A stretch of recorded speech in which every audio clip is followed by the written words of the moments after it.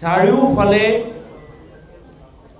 অসমৰ জনসাধাৰণে এইবাৰ এখন নতুন চৰকাৰ গঢ় দিবলৈ নিজৰ ভোট যোৱা আমাৰ 9 তাৰিখত তেওঁলোকে প্ৰকাশ কৰিছে। এটা সাংঘাতিক আণ্ডাৰকাৰেণ্ট, সাংঘাতিক চাইলেণ্ট ভোট বিৰোধী দলৰ পক্ষত পৰিছে আৰু যাৰ যি ফলাফল আমি অহা 4 তাৰিখত আমি গম পাম। আৰু কেনেদৰে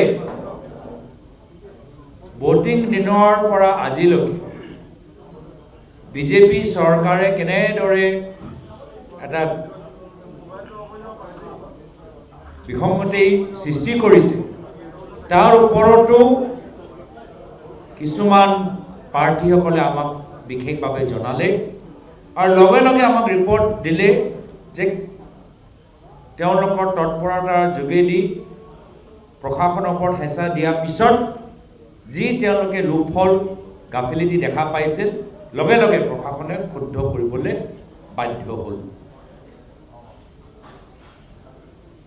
একেৰাহে অহা কাইলৈ 3 তাৰিখ তাৰপিছত 4 তাৰিখত আমি নজৰ দিব লাগিব,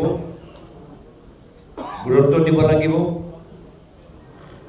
আৰু আমি সকলোৱে সামূহিকভাৱে আমি একগোট হৈ নিৰপেক্ষভাৱে গণনা হওক তাৰ বাবে আমি প্ৰস্তুত হৈ থাকিব লাগিব। এই সম্পৰ্কত আমি এটা চৰ্চাত ভাগ ল'লোঁ।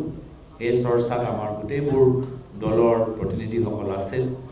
অখিল গগৈ ডাঙৰীয়া, অৰুণজ্যোতি গগৈ ডাঙৰীয়া, সুপ্ৰকাশ আগৰৱালা ডাঙৰীয়া, জয়নেত্ৰী কাঠা ডাঙৰীয়া, আমাৰ বিবেক দাস ডাঙৰীয়া সকলোৱে আমাৰ মাজত উপস্থিত আছিল। আৰু এটা ইয়াৰ পৰা এটা বাৰ্তা যাওক যে যোৱা কিছুদিন আগত এক্সিট পোল যোগেদি বিজেপিয়ে যি বিভ্ৰান্তি সৃষ্টি কৰিবলৈ বিচাৰিছিল সেই বিভ্ৰান্তি জালত না বিৰোধী দলৰ মানুহবোৰে ভৰি দিছে, সেই বিভ্ৰান্তি জালত না অসমৰ ৰাইজে তাত ভৰি দিছে।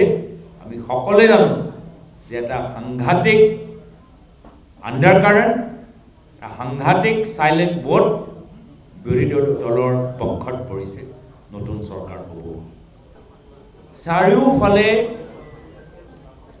অসমৰ জনসাধাৰণে এইবাৰ এখন নতুন চৰকাৰ গঢ় দিবলৈ নিজৰ ভোট যোৱা আমাৰ 9 তাৰিখত তেওঁলোকে প্ৰকাশ কৰিছে। এটা সাংঘাতিক আণ্ডাৰকাৰেণ্ট, সাংঘাতিক চাইলেণ্ট ভোট বিৰোধী দলৰ পক্ষত পৰিছে।